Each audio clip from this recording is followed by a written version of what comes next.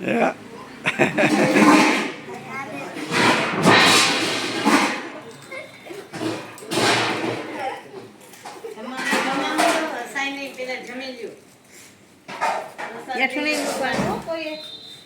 પ્રસાદ લઈને પછી અંદર